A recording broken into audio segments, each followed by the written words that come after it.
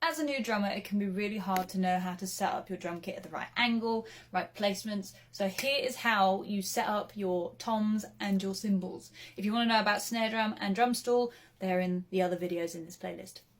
So, starting with toms, like with the snare drum, you want them all angled at least slightly towards you. You can have the high tom and the mid tom quite flat, but remember, if they're completely flat, you're going to end up doing rim shots that you don't really want.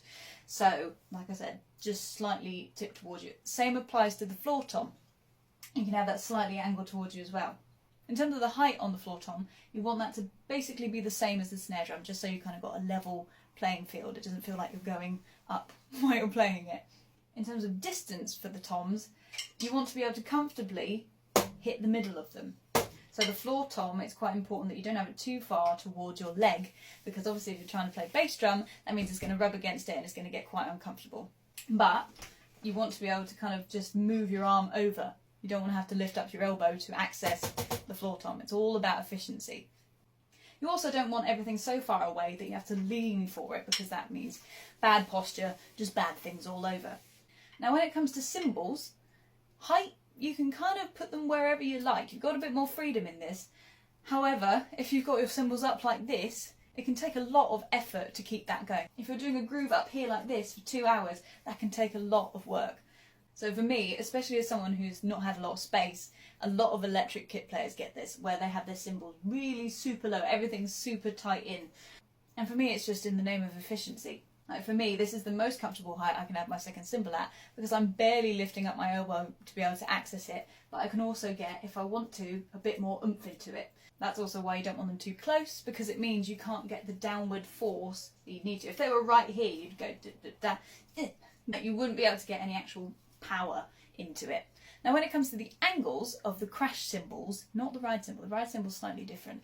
The crash cymbals, I'm going to turn this around for you, you don't want it to be super downturned, because the whole point of a crash is that you're using the shoulder of your stick on the edge like this and you're getting a nice crash like that. That's where it resonates the best and is the most crashy, right? So if you've got one that's angled like this, it's really hard to actually get the angle you want, because you have to put your arm down like this and then maybe the snare drummer get in the way, or you'll just end up whacking stuff that you don't need to.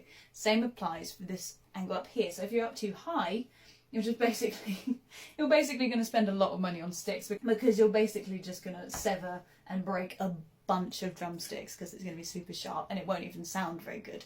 So like with all of it, it's just slightly tipped towards you. Now you might want your ride cymbal slightly more tipped towards you, unless you're using it as like a ride crash kind of thing, because you don't want this down here all the time.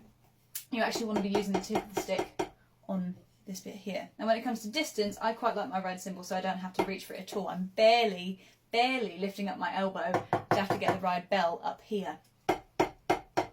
So again, it's all about what makes it easy. But there's also an element, a very large element, of personal preference. Some people really enjoy having cymbals up here. Some people like having quite steep angles on their drums. However, especially when it comes to high tom, mid tom, you don't need to be angled stupidly high, because you're not a taiko drummer. And if you try and hit a drum that's kind of angled that high, you won't hit it as you need to. It won't resonate like it's supposed to. You'll just kind of skip off the surface. So I don't recommend that. Other than that, go play around with your own setup and see what you like the most.